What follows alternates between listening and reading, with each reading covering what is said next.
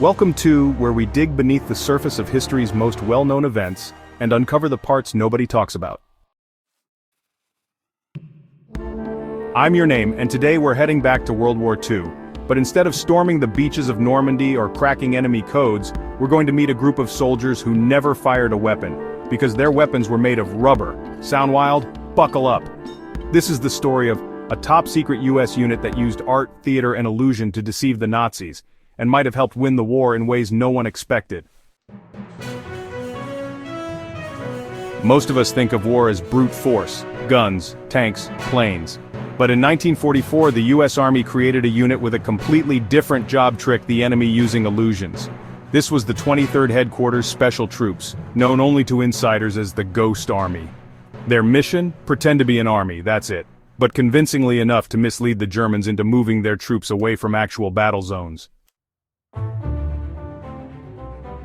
This secret unit was made up of 1,100 men, a tiny force compared to the divisions they were impersonating.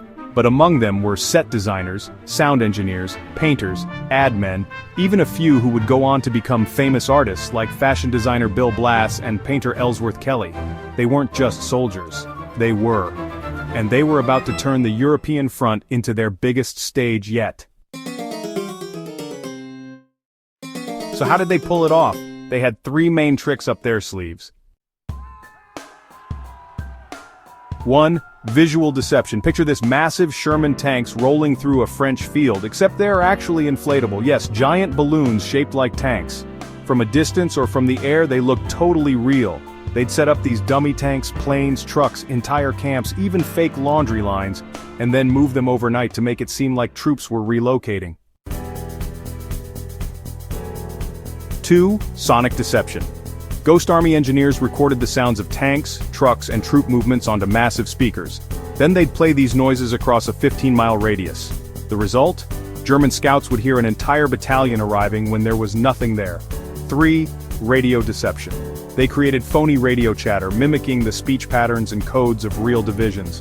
Meanwhile, the real units snuck off to prepare for major attacks elsewhere. All of this was coordinated to the smallest detail. Even tire tracks in the dirt were faked. The result? Germans wasted resources and men chasing phantoms. One operation misdirected the enemy before the Rhine River crossing, saving thousands of lives. Another drew attention away from Patton's movements, crucial in the final push into Germany. But here's where the twist comes in. The Ghost Army was successful. Some say they saved tens of thousands of lives, but their story? It stayed buried. Why? Because it was classified for over 50 years. These men were sworn to secrecy, and many took it to the grave. Some say they saved tens of thousands of lives, but their story? It stayed buried. Why? Because it was classified for over 50 years. These men were sworn to secrecy, and many took it to the grave. Even worse, when the war ended, the United States celebrated military victories with parades and medals. But the Ghost Army got none of that. They were forgotten. It wasn't until 1996 that their missions were even declassified.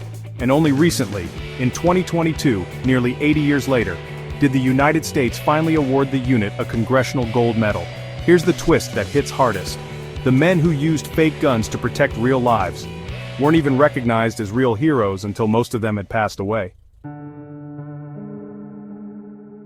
Think about that. An entire war fought with deception, balloons, and paint, a mission that succeeded because and yet, its heroes were silenced, because their greatest strength was invisibility.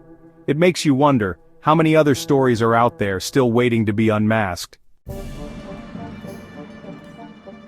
If you found this story as fascinating as I did, don't forget to subscribe, leave a review, and share with your friends.